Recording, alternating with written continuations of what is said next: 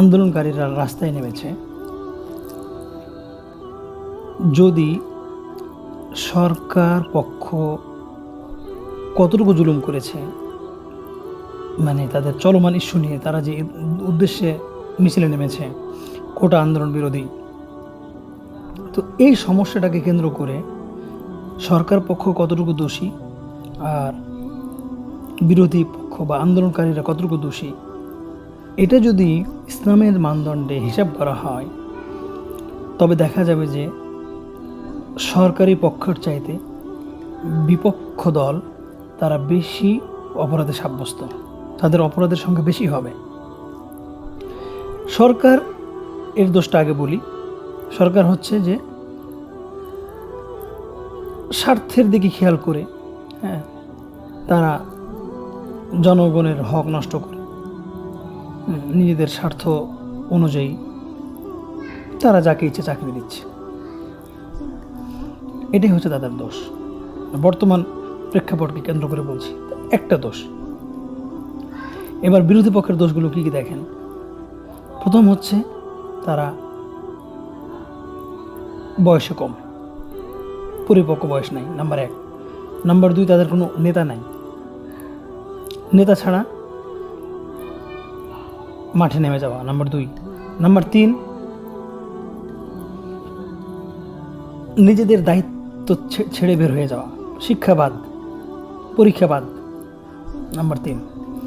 Number 4, নারী পুরুষ একাকার হয়ে চলে আসা। নাম্বার 5, তারা ইসলামের বিধিবিধান অনুযায়ী মাঠে না নামা। নাম্বার 6, রাস্তায় নেমে পড়া। নাম্বার 7, এমন কোনো স্লোগান দেওয়া যে স্লোগানগুলি অনর্থক। নাম্বার 8, চিল্লাচিল্লি করা, জোরে কথা বলা। নাম্বার 9, একই কথা বারবার রিপিট করতে থাকা। এগুলি সবগুলি কাফিরা গুনাহের অন্তর্ভুক্ত। নাম্বার 10, নারীরা বেপর্দা। একে তো হচ্ছে যে সংমিশ্রণ, আরেকটা হচ্ছে বেপর্দা। কত হলো? নাম্বার 10। নাম্বার 11, তারা একে অপরকে স্পর্শ করছে, অথচ রাসূলুল্লাহ সাল্লাল্লাহু আলাইহি ওয়াসাল্লাম তার ব্যাপারে আয়েশা রাদিয়াল্লাহু আনহা বলছেন যে তিনি জীবনে কোনোদিন কোনো নারীর হাত স্পর্শ করেনি, অথচ আন্দোলনে তারা একে অপরের স্বামী স্ত্রীর মতো কারবার মনে হচ্ছে, সবাই নিজেরাই হাতাহাতি ইত্যাদি কত কিছু, সংঘর্ষ, শারীরিক তাদের স্পর্শতা। আর এগুলোতে ভিডিওতে দেখাই গিয়েছে যে আহত হওয়া বা নিহতের মধ্যে ছেলেমেয়েরা একে অপরকে স্পর্শ করছে। এগুলি সবগুলি এক একটা পাপ। তারপরে হচ্ছে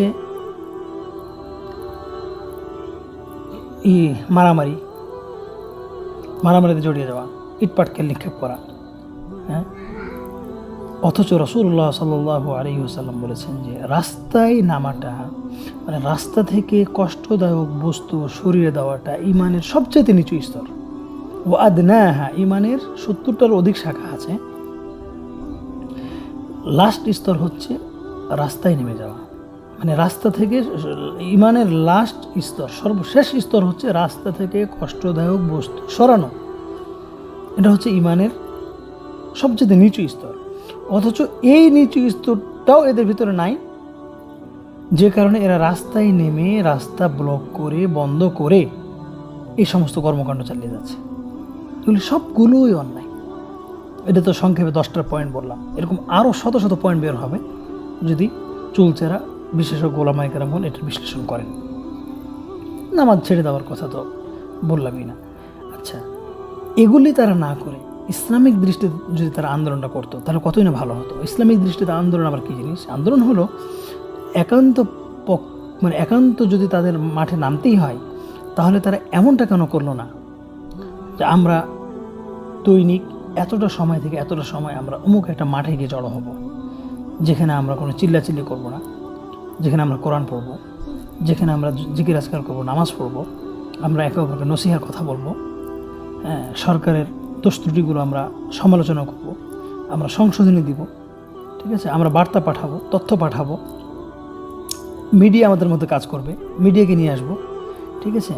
সেখানে নারীর যদি আসতেই হয়, তাহলে নারীদের একটা দল আসবে, ঠিক আছে, পর্দার মাধ্যমে তারা আলোচনা করবে, তারা লেকচার দিবে, ঠিক আছে, টাইম হলে আজান হবে, নামাজ হবে, ঠিক আছে, তারা যথারীতি ক্লাস করবে, এবং এইভাবে তারা রাস্তাঘাট ছেড়ে দিয়ে মানুষের জন্য বাধা বিপত্তি, জ্বালাও পোড়াও, আগুন, চিৎকার চেঁচামেচি না করে তারা শান্তভাবে এখানে তথ্যগুলো তারা পৌঁছাবে। কেন তারা এই মাঠে জমা হয়েছে? এই 2-4 লক্ষ। আমরা সরকার বিরোধী আন্দোলন করছি, সরকার আমাদের উপর জুলুম করেছে, অতএব আমরা আজকে সবাই এই মাঠে একত্রিত হয়েছি। তাহলে কি একটা আবু সাঈদ নিহত হতো? তাহলে কি আবু সাঈদের হাতে গুলি আবু সাঈদের হৃদয়ে গুলিবিদ্ধ কী বলে, তাহলে আবু সাঈদ কি গুলিবিদ্ধ হতো? কখনোই না। এভাবে হাজার হাজার যে মানুষ মারা গেল, নারী পুরুষ, এগুলিকে রাস্তায় নামার ফসল না? এগুলির দায়ভার কে নেবে? কে নেবে? কে নেবে? কে নেবে? এগুলির উৎপাত কোথা থেকে শুরু হলো? তো এই যে রাস্তায় নামা, রাস্তার হক নষ্ট করা, রাসূলুল্লাহ সাল্লাল্লাহু আলাইহি ওয়াসাল্লাম যেই মক্কার মুশরিকদের সাথে চিরজীবন যুদ্ধ করেছেন, হ্যাঁ, এই মক্কার মুশরিকরা তারা চাইলে ইসলামের বিরুদ্ধে তারা মিছিল মিটিং করতে পারতো না? হ্যাঁ, জ্বালাও পোড়াও, অন্ততপক্ষে রাস্তায় নেমে মিছিল করা। কাফেরেরাও এটা করেনি। এটা কোনো মানুষত্বের ভিতরে পড়ে না যে রাস্তায় নেমে চিৎকার করা, এটা কোনো মানুষত্বের ভিতরে পড়ে না।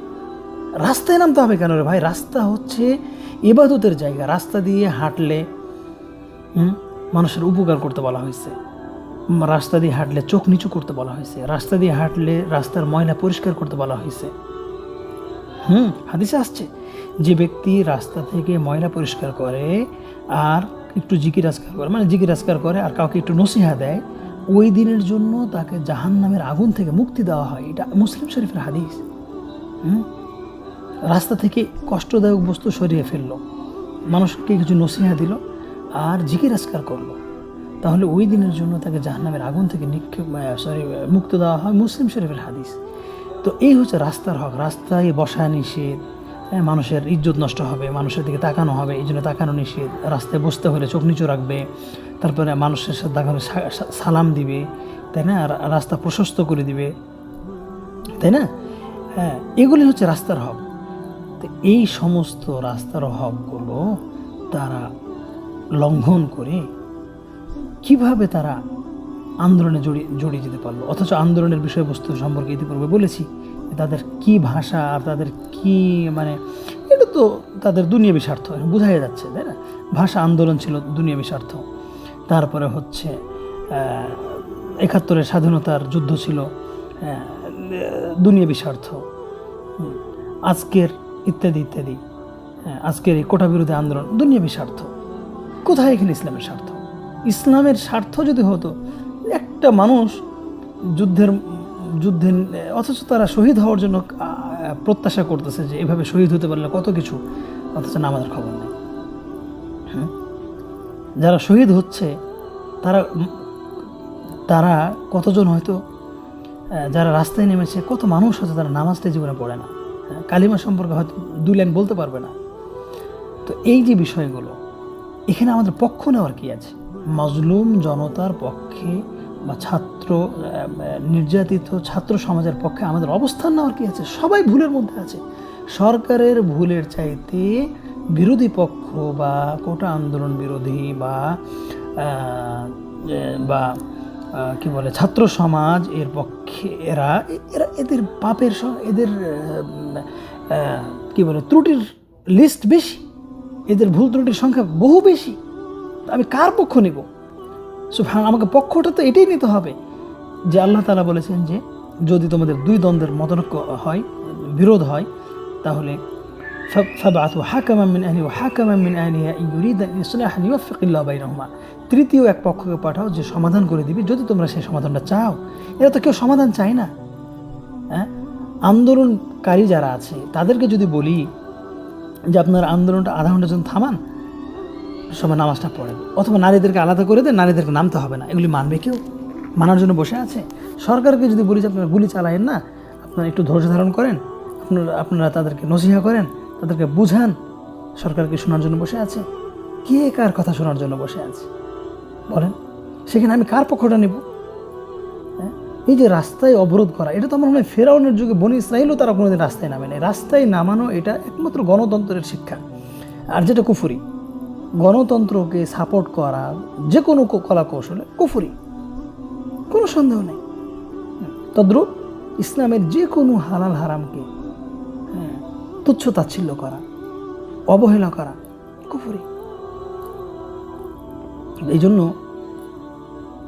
জন্য কোনো মানুষ যদি যুদ্ধে চলে যায়, আর যুদ্ধে গিয়ে মারা যায়, আর তার যদি লা ইলাহা ইল্লাল্লাহ সম্পর্কে কোনো জ্ঞান না থাকে, কবুল হবে না।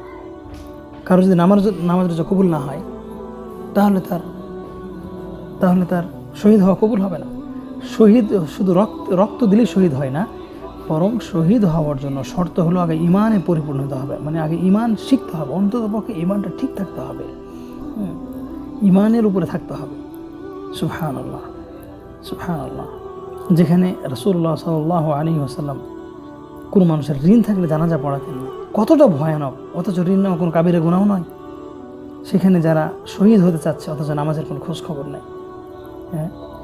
ইসলামিক কোনো আদর্শ নেই, ইসলামের জন্য তাদের কোনো চেতনা নেই, কোনো সহযোগিতা নেই। কিভাবে আলেম ওলামাগণ ছাত্র সমাজের পক্ষ নিয়ে তাদেরকে মাজলুম স্বীকৃতি দিয়ে, তাদেরকে শহীদ বলে, তাদেরকে জান্নাতের জন্য দোয়া করা? নিয়ম হচ্ছে, যে ব্যক্তির ব্যাপারে আপনি নিশ্চিত যে এই লোকটা নামাজ পড়তো, এই লোকটা ইত্যাদি ইত্যাদি, তার এই ভালো গুণগুলো আছে, ভুলবশত সে কারো প্ররোচনায়, ভ্রান্ত দলের প্ররোচনায় সে মাঠে নেমে গিয়ে সে মারা গেছে, এই ব্যক্তিটার জন্য শহীদ আশা করা যায় না। তবে মুসলিম হিসেবে সে ইনশাল্লাহ উঠবে, কারণ সে নামাজি ছিল, ইসলাম সম্পর্কে তার জ্ঞান ছিল। সে পথভ্রষ্ট হওয়ার কারণে সে এভাবে রাস্তায় নেমে গেছে, যেটা কাবিরা গুনাহ ছিল নিঃসন্দেহে। ঠিক আছে? তো এই জন্য তার গুনাহ, মানে মুসলিম হিসেবে আল্লাহ তাকে মাফ করতে পারেন, কিন্তু শহীদের মর্যাদা এখানে কোনো কিছু নাই। এখানে শহীদের কিছু নেই। ঠিক আছে? এখানে আল্লাহর জন্য কেউ যুদ্ধ করতে আসে নাই যে এখানে তারা শহীদ হবে। এবং নিজেও এখানে কেউ নিজের মাল সামানা রক্ষার জন্য কেউ এখানে শহীদ হতে আসে নাই। এখানে আসছে হাওয়ার সাথে যুদ্ধ করতে, হাওয়া প্রবৃত্তির সাথে। ঠিক আছে? কাল্পনিক যে কানে কি বলে, চিল কান নিয়ে গেল, এটা শোনার সাথে সাথে সে চিলকে মারার জন্য তুলকামাল অবস্থা, কামান নিয়ে এসে রেডি। এই হলো অবস্থা, মানে চিল কান নিয়ে চলে গেল, এই তথ্য শোনার সাথে সাথে দৌড় চিলের পিছে। এটা হলো প্রবৃত্তি, এইভাবে তারা সবাই ছুটছে। অতএব আমাদের এখানে প্রকৃতপক্ষে যারা মুসলিম, তাদের এখানে কোনো সাপোর্টের কিছু নাই। শুধুমাত্র আমাদের কাজ হচ্ছে উভয় পক্ষকে নসিহা করা, আপনারা শান্ত হন, ইসলামটা বুঝেন, ধৈর্য ধারণ করেন, আল্লাহর কাছে সাহায্য চান। ঠিক আছে? ধৈর্য ছাড়া এর বিকল্প কোনো ব্যবস্থা নেই। আল্লাহর কাছে প্রচুর পরিমাণ দোয়া করা, প্রচুর পরিমাণ দোয়া করা, এবং সবচেয়ে বড় দায়িত্ব হচ্ছে নিজের প্রত্যেকের দায়িত্ব ঠিক রাখা। আর প্রথম দায়িত্ব হচ্ছে ঈমান আমল রক্ষা করা, নিজের হকগুলো ঠিক করা, তারপর আত্মীয় স্বজনের হক রক্ষা করা, তারপর সরকারের বিষয়। সরকার আপনার কাজ হচ্ছে নসিহা করা, আপনাকে ধৈর্য ধারণ করতে হবে, আপনাকে বলতে হবে, আপনি বলে দেন, মানলে মানলো, না মানলে না মানলো। এই যে আন্দোলন বিরোধী বা আন্দোলন পক্ষের উভয় পক্ষকে যদি বলি ইসলামের এই বিধানটা মানেন, এটা মানেন, এভাবে চিল্লাচিল্লি করেন না, এভাবে গুলি করেন না, এভাবে আপনারা ধৈর্য ধারণ করেন, রাস্তায় নামেন না, কে শোনার জন্য বসে আছে? এই যে না শোনা, এটাকে কি বলে? এটাকে বলে অহংকার। অহংকার কাকে বলে? অহংকার বলা হয় সত্য প্রত্যাখ্যান করা আর অন্যকে তুচ্ছ তাচ্ছিল্য করা। আমার পাওয়ার আছে, আমি যা ইচ্ছে তাই করবো, আমার শরীরে রক্ত না যাওয়া পর্যন্ত আমি ছাড়বো না। এটা অহংকার হয়ে গেল। এটা হলো শক্তি প্রদর্শন হলো, এটা অহংকার। এটা কাবিরা গুনাহ। রাসূল সাল্লাল্লাহু আলাইহি ওয়াসাল্লাম বলেছেন যে তোমাদের মধ্যে সেই বেশি শক্তিশালী যে নিজেকে রাগ কন্ট্রোল করতে পারে, যে রাগ গণনা সেই বেশি শক্তিশালী, যে মুষ্টিযুদ্ধে শারীরিক শক্তি দিয়ে জয় লাভ করতে পারে, সে কি নয়, বেশি শক্তিশালী নয়? তো এই যে আমাদের মধ্যে হিংসা, গীবত, আপনি কি মনে করেন যে সাহাবীদের মধ্যে যুদ্ধ হয়েছে আর তারা তারা তারা তারা গীবত করেছে? আবাদান, কখনোই তারা করেনি। অথচ আমাদের এখন হাত, পা, নাক, মুখ, চোখ, কান, ধন সম্পদ, জান প্রাণ দিয়ে চলছে যুদ্ধ। জান প্রাণ দিয়ে চলছে যুদ্ধ, আর কি চলে না? গীবত। গীবত অফ আছে? গীবত চলছে। পরনিন্দা, পরচর্চা, শত্রুতা, ক্ষয়ক্ষতি, সবগুলি হারাম। মানে যা দেখছেন এগুলিকে শুধু ফিতনা বলে না, এগুলি জাহান্নামের একটা টুকরো। এই জাহান্নামের টুকরোর দিকে যে তাকাবে সে নিজেও জাহান্নামের মধ্যে চলে যাবে। ঠিক আছে? ইল্লা মাশাআল্লাহ। আল্লাহ আমাদের সঠিক বুঝদান করুন। এটা শুধু ফিতনা নয়, এর চাইতে বড় ফিতনা মুসলিমদের মধ্যে হতে পারে না। রাসূলুল্লাহ সাল্লাল্লাহু আলাইহি ওয়াসাল্লাম বলছেন যে আমার মৃত্যুর পরে তোমরা একে অপরে মারামারি করে, একে অপরকে হত্যা করে, নিহত করে তোমরা কুফরিতে রূপান্তরিত হয়েও না, তোমরা কুফরিতে লিপ্ত হয়েও না। অথচ রাসূলুল্লাহ সাল্লাল্লাহু আলাইহি ওয়াসাল্লাম মানে এই যে মারামারিটাকে কুফরি বলেছেন, যদিও এটা কাবিরা গুনাহ, কিন্তু এটা এমন বড় কাবিরা গুনাহ যে এর চাইতে বড় কাবিরা গুনাহ হয় না। হ্যাঁ, কেন বলা হয়নি যে 7টা সবচেয়ে বড় বড় কাবিরা গুনাহ, তার মধ্যে হত্যা করা অন্যায়ভাবে। হ্যাঁ, হচ্ছে মানুষ শক্তির প্রদর্শন দেখিয়ে মিছিলের নামে নারী পুরুষ নিহত হচ্ছে, এগুলো অহংকার, অন্যায়। আল্লাহ তাআলা কোরআনে বলছেন ওয়ালা তুলকু বিআইদিকুম ইলা তাহলুকা, তোমরা একে অপরকে, তোমরা নিজেরাই নিজেদের আত্মাকে ধ্বংসের মুখে ঠেলে দিও না। এটা অবশ্যই ধ্বংসের মুখে ঠেলে দেওয়া। আগুন লাগলে কেউ যদি আগুনের ভিতরে ঝাঁপ দেয় তো এটা কি হইল? তো যেখানে তারা অস্ত্র গোলা বারুদ দিয়ে হত্যা করছে, একের পর এক নামতে হবে কেন? যখন তারা দেখলো যে একটাকে মারলো, আর কেন নামতে হবে? এখন তারা নামলো এই জন্য যদি আরও মারবে, মারুক। তো এটা কী হলো? এটা কী হলো? এটা ইসলামিক পদ্ধতিতে যদি আন্দোলন করতেই হয় তাহলে তারা এভাবে কেন করলো না? তারা একটা মাঠে গিয়ে সবাই মিলে 1 লক্ষ, 2 লক্ষ, 3 লক্ষ তারা ধীরে সুস্থে সেখানে টাইম মতো একত্রিত হবে, আলোচনা করবে, সেমিনার করবে, ইত্যাদি ইত্যাদি, যেগুলি বললাম। আল্লাহ আমাদের সঠিক বুঝদান করুন, আল্লাহুম্মা আমিন। এটা ফিতনা, শুধু ফিতনাই নয়, এটাকে বলে ফাওদা, বিশৃঙ্খলা ছাড়া আর কিছুই নয়।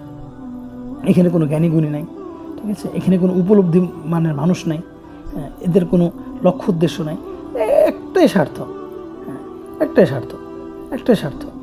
বাস, প্রত্যেকের স্বার্থ পূরণ হলে তারা তারা স্বার্থ নিয়ে তারা কেটে পড়ে থাকবো আমরা অসহায় যারা আমরা দিন মানে। অতএব এই যে আমরা অসহায় হয়ে থাকবো, এটাই আমাদের জন্য যথেষ্ট যে আমরা আল্লাহর সাহায্যের উপরে টিকে থাকবো। এতে মানুষ আমাদের কেউ আমাদের মূল্যায়ন করুক বা না করুক, ইসলাম মেনে যাব, ইসলাম মানতে গিয়ে যতটুকু পারবো সহ্য করবো, না পারবো মারা যাব, কিন্তু ইসলাম বিরোধী কোনো কর্মকাণ্ডে লিপ্ত হব না। এটাই আমাদের আদর্শ। আল্লাহ আমাদের রাসূলুল্লাহ সাল্লাল্লাহু আলাইহি ওয়াসাল্লামের পরিপূর্ণ আদর্শ মানার বোঝার তৌফিক দান করুন। আল্লাহুম্মা আমিন। সাল্লাল্লাহু ওয়াসাল্লাম ওয়া বারাকা আলা নবিয়িনা মুহাম্মদ ওয়া আলা আলিহি ওয়া সাহবিহি ওয়াসাল্লাম আজমাইন। সুবহানাকাল্লাহুম্মা ওয়া বিহামদিকা আশহাদু আল্লা ইলাহা ইল্লা আনতা আস্তাগফিরুকা ওয়া আতুবু ইলাইক। আসসালামু আলাইকুম।